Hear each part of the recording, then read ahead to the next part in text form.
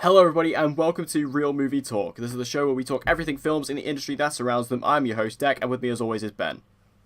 Hey, welcome to the podcast. And once again, we would like to apologise for the absurd hiatus between these episodes.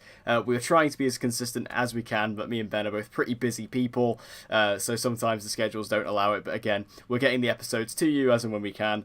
But in this week's episode, we are going to be going through all of this week's news, as well as reviewing both Pet Sematary and Shazam. Ben has had the opportunity to see both of these movies early, and he's going to be reviewing them for us. So let's jump straight to the news. First off, we got some casting announcements for a new film called The Menu. Now, I don't really know much about this. I know this is a bit more something that you're excited about, so I'll let you sort of take the lead on this because I don't really know what this is. So, The Menu is a new film that has just been actually announced via Collider, which is Alexander Payne's new film. So, he did Downsizing, which I didn't actually see, but he did. I hated that film. Oh, you didn't like it? I hated Well, it. anyway, that one. But he did The Descendants, Sideways in Nebraska. He got nominated 3 times for Best Director. So, and these films, a lot of them got nominated for Best Picture and so on. So he does have a really good track record, even if you didn't like Downsizing. I didn't see it, so I can't comment on that. But this new film is going to star Emma Stone and Ralph Fiennes. Emma Stone, you will know her from La La Land and The Favourite this year, and Ralph Fiennes, The Grand Budapest Hotel, Harry Potter, and so on.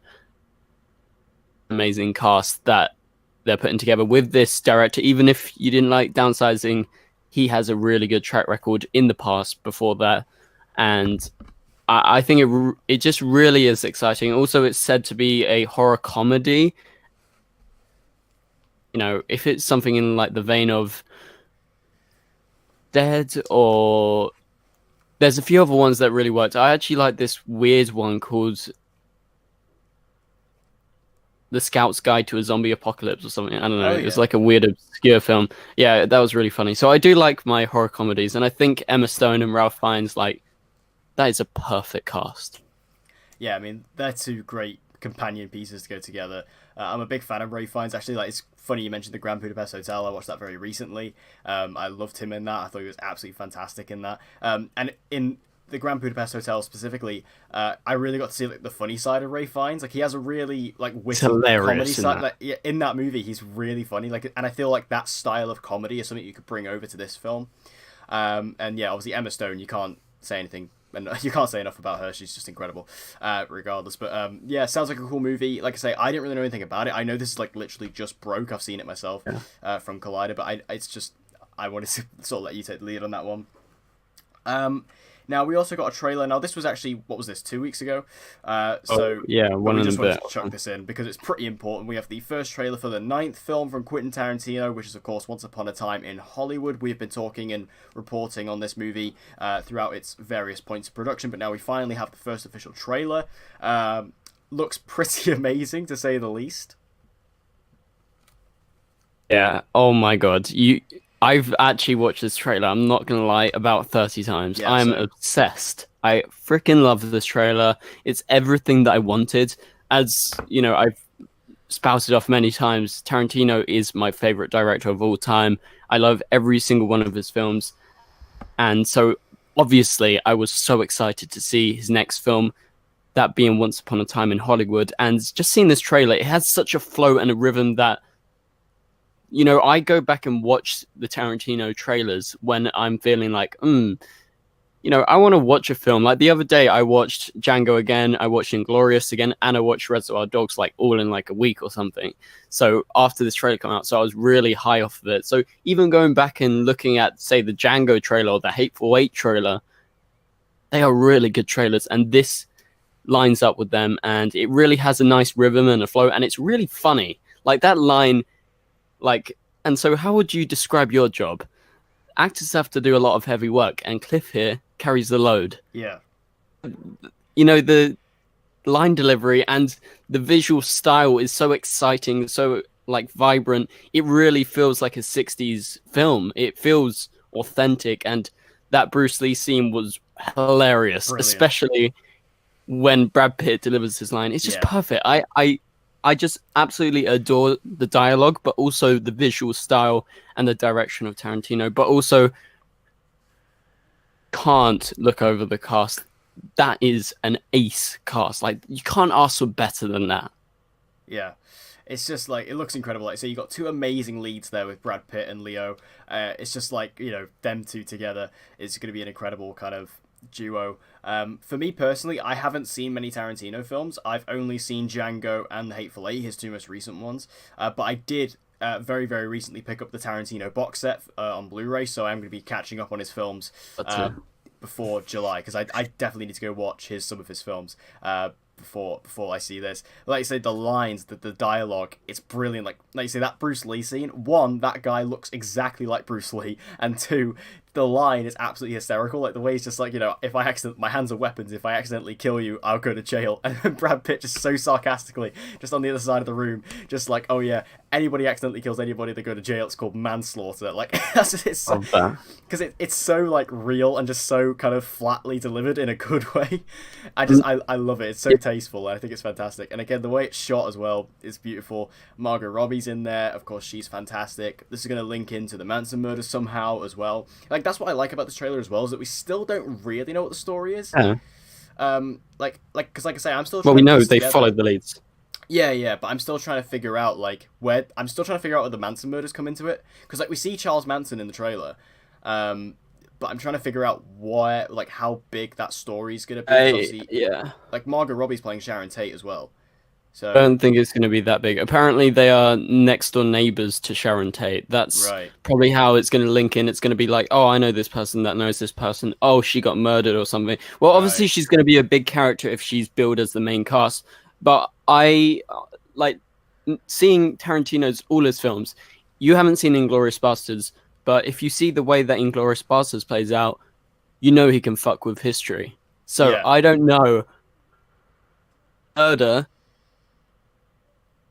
Like the killer murder Manson or something in this film, or like just twist it in his own way, or he may play it out and maybe it's like a part in it or something. They see it and maybe they stop this person because it's an actor and his stunt double, and from Tarantino we can expect violence. So I don't know. It is kind of ambiguous in this trailer, but I like that. I really like that they don't give off much, because they give off the essence of the film, and I think that's just what you need. Yeah, like I think the vibe was really good coming out of this trailer, because we were all kind of waiting for it, and then when it came out, it was just like everyone like unanimously across the internet was talking about it. Like it was just like everyone was so on board with it. I think I don't think I really saw anybody kind of being down on it. It kind of everyone was just sort of on board. So, and I feel like out of all Tarantino's films, like this again, I haven't seen a lot of them, but from preconceived notions, like this seems like maybe Tarantino's most approachable film. It seemed I don't know because like obviously his films, like you say, they are very violent, they are very kind of crude. I think from the outset looking in, like this is kind of his most approachable film, something that's less niche, something that's less, which is a good thing. I'm saying that's a good thing, because obviously, like I say, everybody was instantly on board with this, and I think that's why it's a very approachable kind of concept of a guy in Hollywood, the peek behind the curtain sort of thing. Yeah, I think it's approachable, but also there's obviously going to be layers if you've seen Tarantino films, and I feel like I don't actually get that same vibe fully. I get the vibe that I think a lot of other people are going to like it if they see this trailer, because the trailer doesn't show any blood or anything, right? No. But I think obviously all his films are 18 rated as far as I know, so maybe it is a bit more approachable from this trailer, but we'll have to wait and see. But I would say out of all his films right now, the most approachable, is probably Jackie Brown, which is actually my favorite. But still, at the same time, it has so much depth and very niche in its own way of depicting like this crime sort of film. But yeah, so I can see why you could say that about the trailer. Yeah, it just kind of seems like it has this kind of story, and especially with obviously having Brad Pitt and Leo DiCaprio there, who are obviously incredibly recognizable actors. So I think in that sense it works in that way. But it's a great trailer. It's got me very, very hyped for the movie. And like I say, it got me so hyped to the point where I went out and bought the Tarantino box set. And I'm going to catch up on all of his films as soon as I possibly can, because I do want to go watch those. Now, also another trailer, which I've just chucked in the news. I have not made you aware of this, but I forgot about this trailer coming out this week, and I really wanted to talk about it, is The Dead Don't Die. This trailer came out of nowhere and was absolutely fantastic as being like this kind of artsy horror comedy. And I absolutely loved it, starring Bill Murray and Adam Driver. What did you think of this trailer? I thought it was absolutely crazy, but I just fell in love with it instantly. Yeah, I was exactly the same. Honestly, I had no idea. Obviously, I heard of the film, but I was like, really interested. You know, I saw like Tilda Swinton with like a samurai sword and Bill Murray with Adam Driver, and I was like, okay, I'm interested. Wow, this trailer was great. This was definitely one of the best trailers of the year. I've got a few that, you know, my favorites, along with Once Upon a Time in Hollywood. We're talking about another one later. Really hit it. I so want to see this film. It looks really funny, really kind of strange and different. Like it has obviously that Shaun of the Dead vibe. It's a bit different, which is cool to see, and I can't wait to actually see this film. Yeah, I mean, even just with the acting talent alone, like, I mean, I'm one of the biggest kind of supporters of Adam Driver out there. I think he's such a brilliant actor. Like, I actually think he's very underrated, Adam Driver. Because everyone kind of looks at him and goes, oh, it's the guy from Star Wars. But then if you like look at him as so like Patterson or Black Klansman, like, he's so brilliant. And like Bill Murray, comedic talent. Tilda Swinton is fantastic, of course. So just all these different talents coming together for this, I think is great. And again, it looks really funny. Like, the script's really making me laugh. And again, just the kind of vibe of it, it does feel very much like a bit more independent zombie film, something like Shaun of the Dead, like you mentioned. Or I even kind of got a bit of Zombieland from it as well. Yeah. So I think, you know, all these elements coming together is making such an interesting and just funny looking film. Is there a release date on this? Was there a date on it? June 14th. Oh, really? So that's pretty soon. So that's like shot up my most anticipated list. Like, because again, I didn't even, I'd heard of the movie, but I didn't really pay much attention to it. But then when I saw the trailer come out, and I just saw the trailer, I was like, that is fantastic. So yeah, I need 100%. Yeah, me too. And just quickly before we end this bit, including the massive cast, we have Steve Buscemi, who I love. You know, he did The Death of Stalin last year. He was great in that. You know, one of my all-time favorite films, Reservoir Dogs. Tarantino, he's in that. He's a really good actor, so I'm excited to see him. Also, Danny Glover and Tom Waits. I freaking love Tom Waits. Last year, Tom Waits was in The Ballad of Buster Scruggs, and he was in The Old Man and the Gun, two of my favorite films. Danny Glover was in The Old Man and the Gun, so really excited to see them as well. Yeah, it's a great cast and just a great looking film overall. Now, Avengers Endgame has now officially got its runtime confirmed. Also, the tickets came out this week, so make sure you go and grab those before your seats sell out. But the official runtime for the movie is 3 hours and 58 seconds. So there we go. We've got it, boys. It's over 3 hours. It's just over 3 hours, but it is over 3 hours.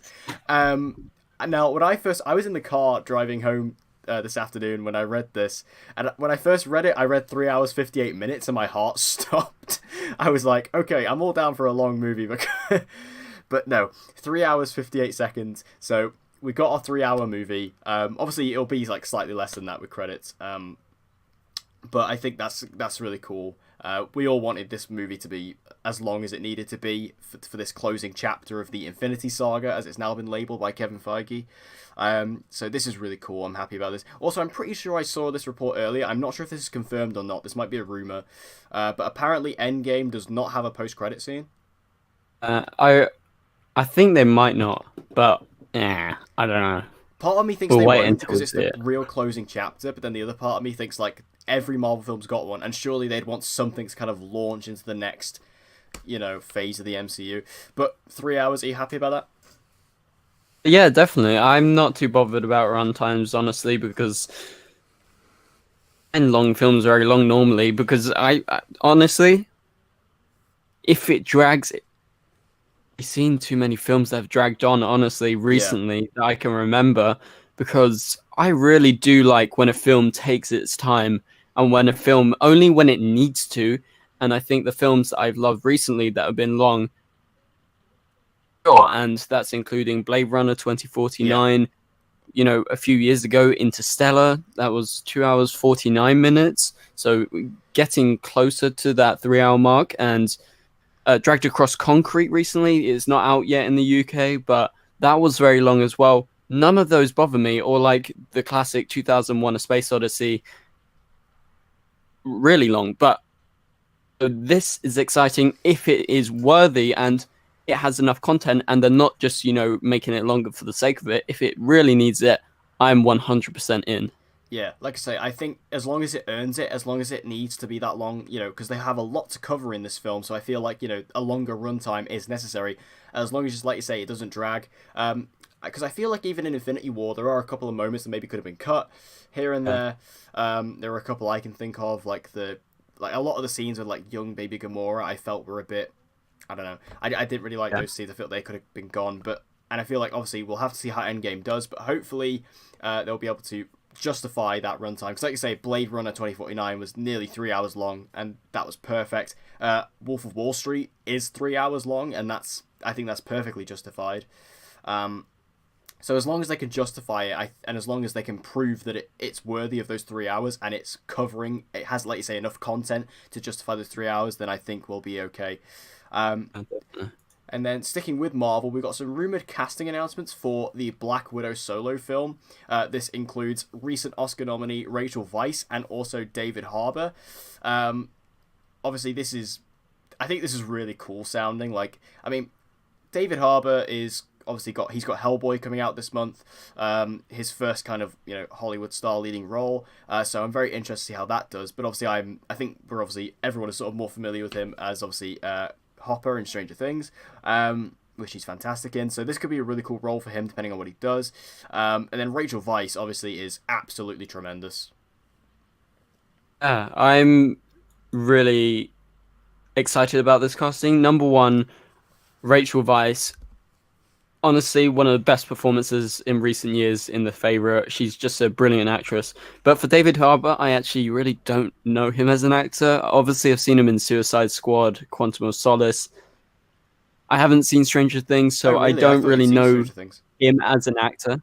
No, I don't really know him as an actor because I don't believe he was that much in the forefront of those other films. I've only seen him properly, or I've only taken notice of him recently with Hellboy in those new trailers. So I'm new to him. I can't really comment on him and his skill, but Rachel really excites me. But I have to say, I think the Black Widow film's 5 years too late. Oh I yeah, don't yeah. really have too much interest in the film. It's like they're maybe doing it for the sake of it. I hope it's not that, but down to see it, but I don't know. Yeah, to be honest, I completely agree with that. Like, this feels like they realized they kind of needed to make a Black Widow movie, and obviously they should have done it back in Phase One. They should, or at least in Phase Two, they should have done it. It is kind of ridiculous that we're getting it now, especially if it's a prequel film. It's like if they make it an origin story, I really don't want that. But with these castings, like David Harbour, like I'll be honest, I haven't loved the trailers for Hellboy. The first trailer was quite bad.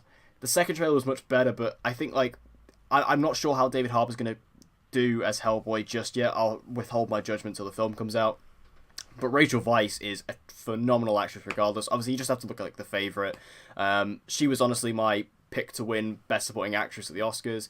Yeah. She was my favourite performance in The Favourite. She was my favourite character in that movie. So I really am happy if Rachel Weisz is in this. Also, casting news for this movie as well. This came out like a couple weeks ago. Got Florence Pugh in this movie as well, who played Paige in the WWE biopic Fighting with My Family, which is one of my favorite films of this year so She's far. great. She's She's great. fantastic. Like when I And saw she's her in in that, Ari Aster's new film, yeah, she's in Midsummer. And Midsummer. I know Yeah, you haven't seen Hereditary, but still, that's I one of will my watch. most I will watch anticipated it, films. and I tell you why I will watch Hereditary, because I made a promise to somebody where I said if I watch It Comes at Night and I like it, which is obviously another A24 horror film, I will watch Hereditary. So I've made a promise, and I have to live up to that. So I'll try and watch Hereditary before Midsummer comes out. I think it's on Amazon Prime, so I'll go watch that.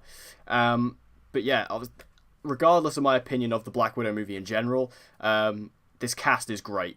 Like I say, Florence Pugh really excites me, to be honest. I loved her so much. I fell in love with her in that film. So yeah, it sounds pretty great to me. Now another trailer we got just yesterday, one of my most anticipated trailers, is the new trailer for Joaquin Phoenix and Todd Phillips' Joker film. This trailer has stuck with me ever since I've seen it. It's just amazing looking. First off, Joaquin Phoenix, obviously, we didn't even need to deny the fact, like, nobody needs to question that he was going to be good in this movie, because he's never been in a bad role. But my god, did he disappear into this character. Like, when I was watching the trailer, I did not see Joaquin Phoenix, I just saw Arthur Fleck. I saw the Joker. The movie looks so dark, it looks so gritty, it has this Scorsese feel to it.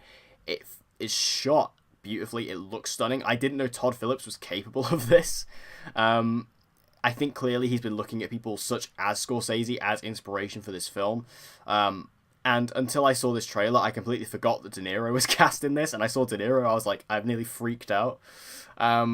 So, like, for me, this trailer has honestly just, like, this is honestly my second most anticipated movie of the year now, under Endgame. This is number 2. I'm so hyped for this. This is everything I wanted out of this trailer. This movie looks like exactly what I wanted it to be, and for me, this is one of my most anticipated of the year now, for sure. Oh, I'm on the other hand. I think this was a shit trailer. Really? Only joking. I was gonna say, joking. I saw your reaction video yesterday. I was like, what? I know. Anyway, I watched this trailer like 20 times yesterday. I watched it literally like 20 times. Not even lying. That's not even an exaggeration. I watched it over and over again. With the thing, I think it looks absolutely amazing. Honestly, I have Oscar vibes. I know it's way too early. But that Joaquin especially shows in the trailer, and Todd Phillips' direction and the cinematography. Mind, I watched the trailer for the first time, like volume turned the way up, and I was just sucked into it. I love this trailer, and especially how it mixed the music and how, there's these different points of him becoming slowly the Joker. I especially love the scene with him and his mum when he's washing her and they're dancing together, and the music sort of flows along with it, and it's this. I forgot the song. No, I don't know the song, but the song. It is really good though. It does fit it very well. I mean, I love the trailer. I love the song they used in the first. Like, do you remember the test camera footage they released a few months ago? That was great. Yeah, it fits really well, and I just think, like you say, I agree. I'm getting kind of Oscar vibes from this, especially Joaquin Phoenix. Like, I mean, obviously, there is President Heath Ledger did win for playing the Joker in The Dark Knight, and it's also Heath Ledger's birthday today as we're recording this, so happy birthday, Heath Ledger, and also happy birthday to Robert Downey Jr. It's also his birthday today. But I'm definitely I feel like there's definite potential. I mean, obviously, he got furiously snubbed in your eyes for You Were Never Really Here. I do agree with that as well. Who's fantastic. And also the Sisters Brothers. I'm seeing that this weekend. So hyped. It's finally out. It's finally out this weekend here in the UK. But yeah, I think like there's definite potential, and yeah, Todd Phillips, like I said, I didn't know he was capable of this. Like, this is the director of the Hangover trilogy and War Dogs. Granted, I love War Dogs. I'm just putting it out there. War Dogs is such an underrated movie. I think it's great.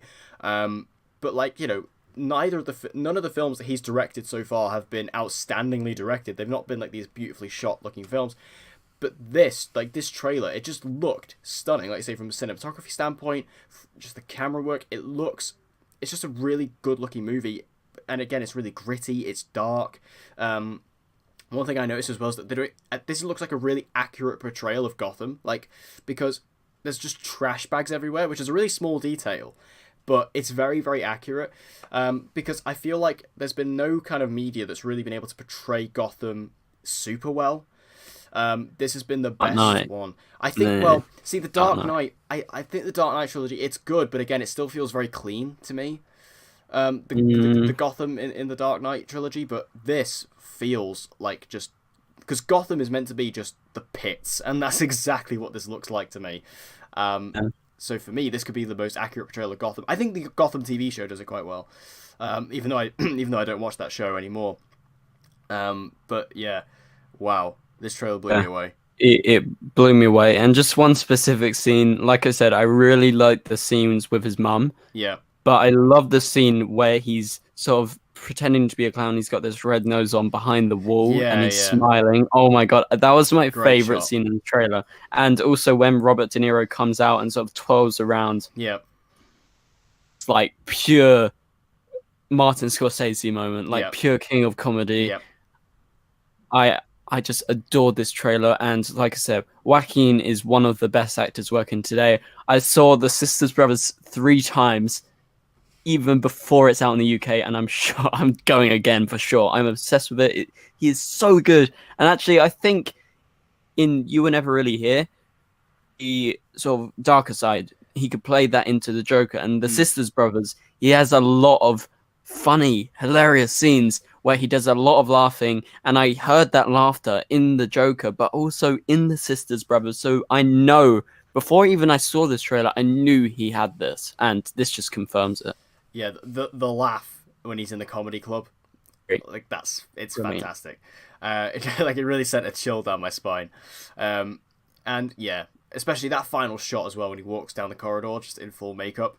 It was just like a wow moment, and I got goosebumps watching this trailer. So yeah, gets a complete thumbs up from me. I'm ready for this. This is my most anticipated, just under Endgame. So I just bring it on. Now we got another new piece of casting for the sequel to A Quiet Place. Cillian Murphy has been cast in the film in an unspecified role. Wow, I mean Cillian Murphy, that's a pretty good get, I think, for this movie. Honestly, A Quiet Place was one of my favorite films last year. Was like third or fourth on my list, I think. I adore it. It's so good. I watched it 3 times in the cinema. Honestly, I couldn't breathe when I was watching it. I had to hold in my breath the entire time and involved in the film. And a quiet and like I've said previously, I don't want a sequel, right? I don't want a sequel. I think it's a perfect film. I don't think you can do better. So I'm hoping it's a case of yes, the studio wants more money because it was a success, but I hope the people making the film, John Krasinski, Emily Blunt, the producers, the writers, I hope they Godfather approach because recently I've been listening to Francis Ford Coppola in some of his interviews.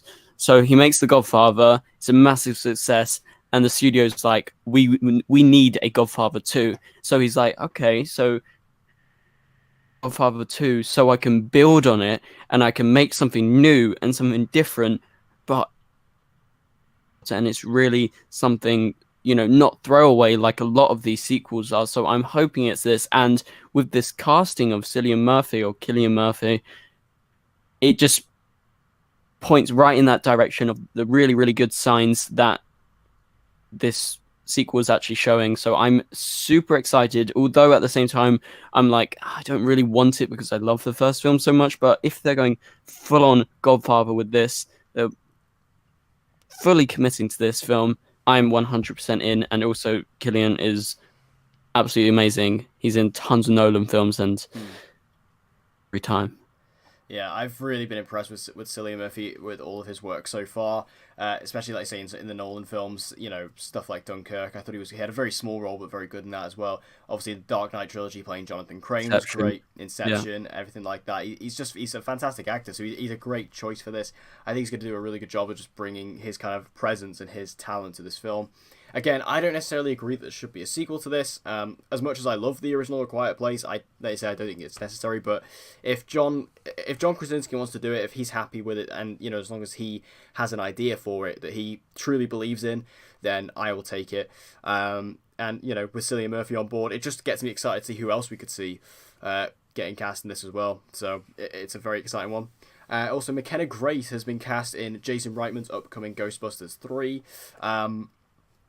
I assume that this is going to be, because I think they've said with this cast for Ghostbusters 3, they're going to be doing obviously a very young cast, and it's going to be two male, two female. So we've already got Finn Wolfhard from Stranger Things, and also It as well. And now McKenna Grace. So we've still got two more. So this gives us a pretty good idea of sort of the age bracket we're really going for with this. I thought they were going to go a bit older than this, but clearly they are going very young. It was referenced to be Stranger Things, and this very much is in line with that. But McKenna Grace is fantastic. Like, everything I've ever seen her in. Especially, like, did you ever see the film Gifted with Chris Evans? Oh, I didn't see that. Like, her in that film absolutely blew me away. And very recently, of course, she played young Carol Danvers in Captain Marvel. So this is a really good casting choice, and I'm honestly really hyped for Ghostbusters 3, I'm not going to lie. I think this is a really cool idea for the film. So with this casting, again, like the Cillian Murphy thing, it excites me to see who else they're going to get cast for this. Yeah, I can't wait. I really like Jason Reitman as a director. Obviously, he's the son of the original director, Yeah. so Ivan Reitman. So that's exciting. I would say that definitely puts my hype levels more. I thought the 2016 reboot was fine. I didn't think it was as bad as everyone said, but nowhere near on the level of the original one. And I think this exciting, but also McKenna Grace. I love her. I think she's really good. Like, if you've seen I, Tonya, Yeah. she was great. And Captain Marvel, again, she only really has brief roles apart from Gifted, which I believe she has a starring role, but I haven't seen it. And she's got Annabelle Comes Home coming up. I believe she's in a starring role, actually. So that's exciting for her. Also, she was on The Haunting of Hill House. She's got a great career ahead of her, and I think this is a perfect step. Yeah, it's a great casting choice for sure. And again, anything she's done has impressed me, and she's never given a bad performance in my eyes. So this is a great casting choice, and I'm just excited to see who else they get to kind of fill out the rest of this cast. And final bit of news, and final bit of casting news as well. Jai Courtney is apparently returning for James Gunn's The Suicide Squad. This is interesting to me because both James Gunn and also a producer in Warner Brothers has said that this movie is a hard reboot. So are they just literally pick and choosing whatever they want? Because because like Margot Robbie is apparently not in it, but then apparently she is in it, and then Will Smith's not in it, but they still are having Deadshot, so they've cast Idris Elba, which is a great casting, but why have Deadshot in the movie? And now Jai Courtney is coming back as Captain Boomerang. I'm really confused. Yeah, I think they're just pick and choosing, like you said, honestly, because I really don't like Suicide Squad, and I was not excited for a sequel. I was like, honestly, film. But then when James Gunn came in and he announced that it was sort of like a reboot and he was going for this different sort of take, and he brought in like what was it, King Shark and all these other characters. Yeah. Excited to see James Gunn do it, and so I wasn't surprised when they said Jai Courtney was coming back. I thought he was fine in the film. I think a lot of people who don't like the film actually like Captain Boomerang in it, but I'm not the biggest fan of him in it. He expected because he was, it's coming out of that. So I think they're definitely just pick and choosing. Yeah, I mean, like Jai Courtney, like I think he was one of the better parts on it. To be honest, like Captain Boomerang is just like such a weird character. So they just kind of made him into this drunk idiot, and it was fine, but he was kind of useless in the movie, just like most of the members of the squad. And I feel like him returning again, it just feels strange because I thought this was supposed to be a hard reboot. So it's just like we're having Deadshot in the movie, but he's being played by a different actor, which makes me question why you'd even have Deadshot in the movie anyway. And then you've got Captain Boomerang coming back, played by the same actor. It just messes up continuity. And I know that DC isn't really bothered about continuity anymore because they're just trying to focus on doing fun movies rather than connecting things up. But if it doesn't make sense, like why you would have one actor being replaced and then another actor returning, like it doesn't make much sense. And if Margot Robbie then comes back as Harley Quinn, it's going to be even worse. So this is a bit of a messy situation. I don't know if this is confirmed or not. Like, do you know if is this actually confirmed? I think he said it himself. Yeah, I So think he said it himself. Yeah, so it's just like, unless he was just kind of joking around, but I don't know. It's strange. It's interesting. I can understand why Jai Courtney would want to do this movie because I mean, I'm not trying to be harsh, but he doesn't exactly have the greatest track record or career, film wise. But I just feel like this film is just. It feels like it's getting a little bit messy now with this. Even though I'm still excited about it because I do want to see what James Gunn can do with this. It's just the idea of this casting, bringing him back. It feels weird. It fews really weird to me. I'm not actually bothered by it, to be I'm honest. not bothered necessarily, but it's just kind of like I'm just looking at it. I'm just like, what's the point? Why? Uh, um, why are we doing this? But anyway, that's all the news. That's everything we have to discuss today. Now we're going to move over to our reviews. So I'm going to hand over to you for our first review, which is for Pet Sematary. yeah, so Pet Sematary, I saw this a while ago, and it is Stephen King adaptation. Everyone was so hyped over it. I thought it was creepy as shit, and I was pissing myself in the cinema, so I really liked it. And so going into this, I was obviously excited. I thought the trailer was good. Yeah, I think it gave away too much in the trailer, but I wasn't too bothered by that. But this is a really effective horror film that really gets under your skin. It's really chilling, and I think what's the standout of the film is actually the directors and the atmosphere they create. Because honestly, the whole time I was sort of on the edge of my seat, my hands were sweating. It really did affect me, and also, especially the way the film starts, it sort of foreshadows, and it felt, I guess, a bit like a Guillermo del Toro film because telling the ending, but this is a bit more obscure, and obviously the start is a bit more obscure, but it's really the atmosphere that it builds, and there's a lot of tension, and it does actually get quite violent and quite nasty at points, which I really was happy they didn't sort of just willy-nilly be like The Stranger's Prayer at Night or Insidious, where you're like, oh yeah, kill, kill, kill, kill, kill, because I hate that. I really have the thing against slashers, and this is not a slasher, by the way. I'm just throwing a comparison, but I really admire when a film takes the time to build tension and build atmosphere in this very, very sort of has those cliche things, but it works them in a way to actually get under your skin. It has the sort of creepy daughter thing. It has the sort of in the car like The Shining. It has the burial grounds and very odd things where it sort of teases what's to come, but it works and it utilizes them in new ways. Actually, it's not just following a formula. It feels new, although I would say it's definitely not one of the better horror films of recent years. I think it's very good. I think it gets under your skin, and I think it really works. It's effective, but not like a Hereditary or like Suspiria recently.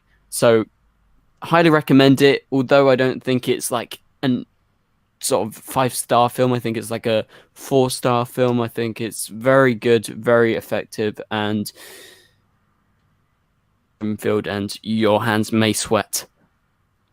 Yeah, I'm pretty. To be honest, I'm pretty excited to see this. Like, obviously, I'm not the biggest horror fan. I've been very vocal about that. But I really like a good horror film, and especially like what I was going to talk about this week originally was Us, the new film from Jordan Peele, which I absolutely loved. The ending is bollocks, but other than that, I think it's great. But I think that this film, the trailers really got me. Like I said, the third trailer does spoil way too much, but I think the other trailers were really good and it really intrigued me, and I thought it looked really good, especially like Jason Isaac. Is it not, no Jason Clarke? I think is great in everything, so I'm excited to see him, and obviously John Lithgow is incredible as well. So I think the trailer looks really interesting to me. I'm going to try and watch this like this weekend or next week, if I can, because it looks great. There was actually a screening for this on Monday, but I missed out on that one as well as Shazam. So I didn't do a good job there this week, but yeah, definitely looks good. So, and it's been getting pretty good reviews across the board. Yeah, I definitely recommend it. And who I was impressed with, I thought Jason Clarke was good. I thought John Lithgow was good. John Lithgow didn't give him too much. He wasn't given that much, but I'm a fan of him. I love him in Interstellar and various other projects. But I was really impressed by the mum in the film, who is Rachel.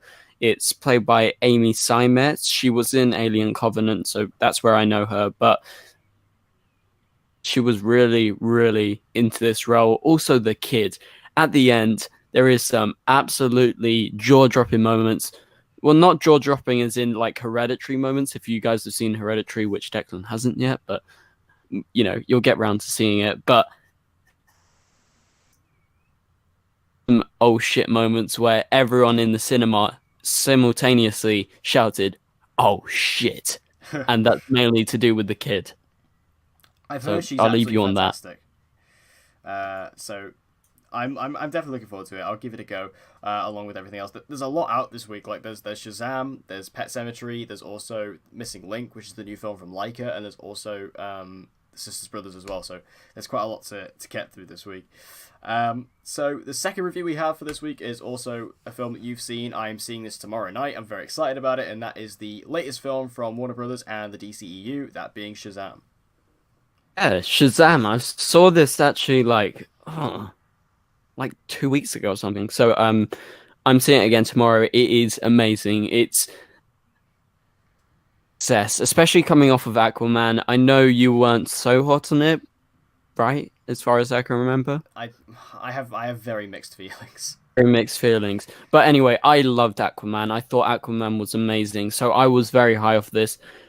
And I have to say, this is just a delightful film. I think by was the direction, David F. Sandberg. Highly recommend him, especially his short horror films. They're so good if you've seen them. He's made many of those. But also he did Annabelle Creation and he did Lights Out. I haven't seen those two films, but I've seen his short version of Lights Out. So obviously I was very excited going into this. I actually got to meet David and Zachary and everyone, so that was so cool. And they were really enthusiastic before we saw the film. And man, it was really impressive. And I love the track record of the DCEU and DC films in general, with horror directors turning to superheroes like James Wan for Aquaman, now David Sandberg, and the original Superman. Richard Donner actually did The Omen the year before. So again, the track record is continuing on, but so much fun. It's really, really hilarious, especially Jack Dylan Grazer when he's with Zachary Levi. They are hilarious. Jack Dylan Grazer really steals the show. He is absolutely hysterical, and it's just a wonderful film that's full to the brim of humor, but also it has this darkness that I was not expecting. So don't expect like a full-on like. It's really, really fun, but there is some dark moments, and I really like that. It was a nice surprise. It's a great success that will honestly please you all, so I highly recommend you all see it. It has a massive heart, and like I said, I think Jack Dylan Grazer and his relationship with Zachary Levi and Asher Angel is the best thing of the film, but the family, and that is all part of it. The family is so good. They work so well together, so authentic, and it is really, really touching at points and ride that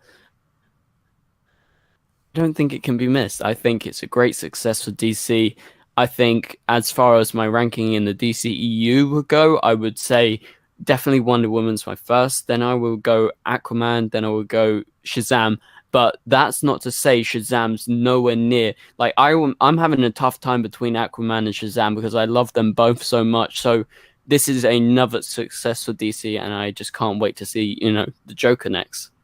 Yeah, it feels like DC has really kind of hit their stride now with, like I say, even though I was kind of complaining about the Suicide Squad thing, like just doing like these standalone films, without having the need to worry about connecting it, things like that. Even though they all technically do exist within the same universe, except for Joker, that's obviously completely separate. But all these other films that are going to exist within the same universe, they don't have to necessarily connect or cross over, despite maybe because in Aquaman there was like one line that connected to Justice League and that was it. So I like the fact that they're going to be able to do that. But this is definitely a good hit and run for them, because I think the reviews have been fantastic for Shazam. Even when like the early kind of reactions came out, it was super, super strong.